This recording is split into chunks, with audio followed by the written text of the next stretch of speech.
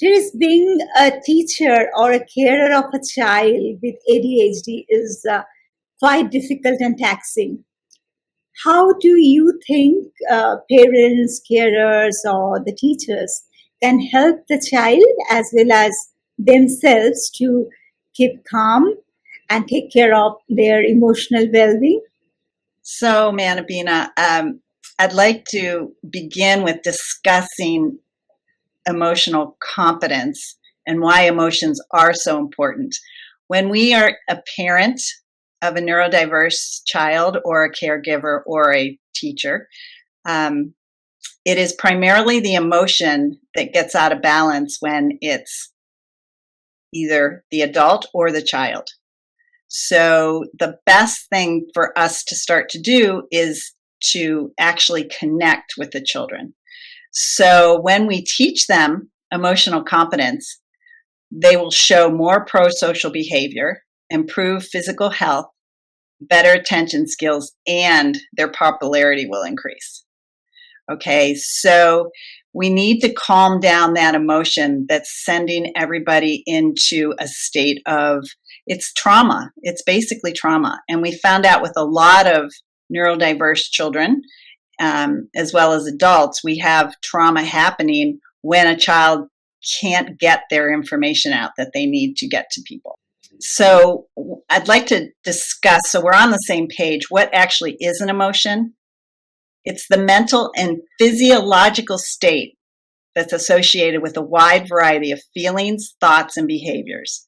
Emotion are subjective experiences or experienced from an individual point of view. So as a neurodiverse child tries to give us information, it's very difficult for them to be able to tell us something. And so they emotionally might start screaming and yelling. ADHD kids, autistic kids, children on the spectrum.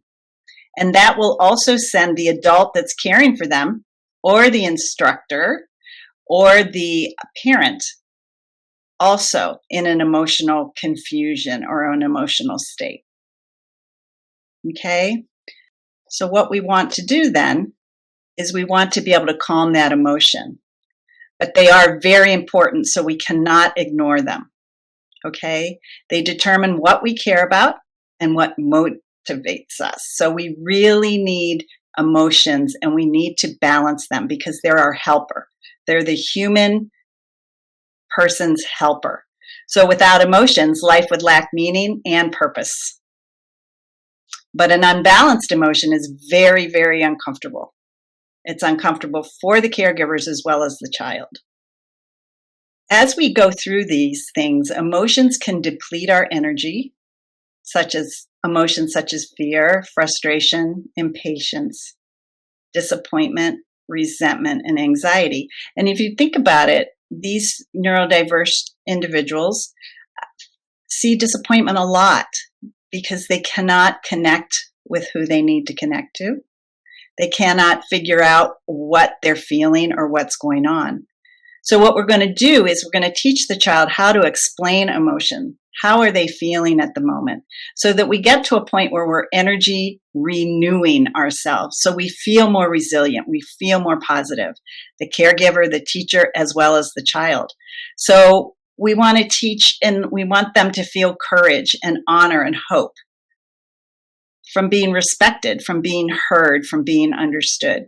And it takes time. It's not an easy thing. And what I'm showing you today, they are small steps. And they will be able to help you put in your particular toolbox to be able to help you to pull out this information when you need it. Because every individual is different. Every emotion is different within that individual. And if you are neurodiverse, a caregiver or teacher might not know quite how to get to that, but we're going to talk about that in a minute or so. So we want to have positive and renewing emotions. because then we have access to the parts of our brain that recognize patterns, solve problems, and develop better ways of thinking and acting. So we have to help the child figure out the best way for them to perform at their best, and then the way that we can all support that. So we're going to talk about something called in sync and out of sync. And it's scientific, these are scientific studies that back this, that when we're in the reactive brain, which is just, we don't think of anything, we just react, okay? It's almost like the instinctual brain of an animal. We don't have time to think. And what they've noticed is then the nervous system goes off balance. And so that's when the behavior shows up. But what they found out is when we get to the thinking brain, we can connect the heart to the brain, which will calm down emotional charges. So for instance, let's say the teacher has a problem with the student and the student comes in a room. If you're not able to calm down your emotion, that child will pick up on that. And that's what we're finding is so fascinating about all this, that if as the parent and caregiver, we can calm down, then they will also be able to calm down. Let's talk about the ways we do this. All right. We understand that especially now in the world, there's a lot going on. And so we really need to get in sync. So with a child, for instance, you breathe, you tell them to breathe in a warm feeling and listen with your heart and say what they said so you understand it. It's connecting again, communication. Because if a parent or a teacher feels inadequate or unable to deal with a child, that also shows to the child. So you want to just connect with them, connect with their heart. Okay, so the parent and the child will take turns, and they'll take turns connecting with each other. And this is how we help with those depleting emotions. So you listen with your ear, and you give respect as you would a king. Watch completely with the eyes and doing this with a full heart. So you're teaching the child this, you're teaching the parent this, and you're teaching the instructor this all at one time. We're so busy. We don't have eye contact. We haven't been hugging or touching or shaking hands.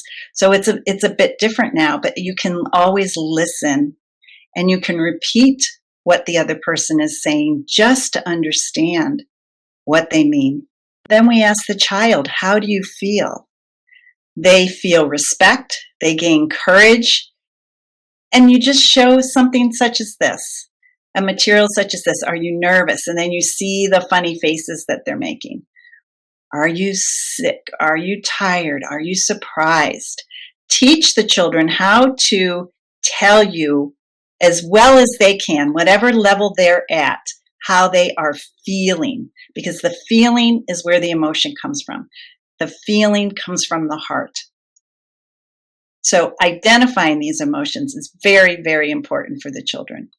We also understand now that the heart-brain relationship, it has its own complex nervous system. The heart sends far more information to the brain than the brain does to the heart. And these signals affect the brain centers involved in strategic thinking, reaction times, and self-regulation. Thank you very much for your inputs.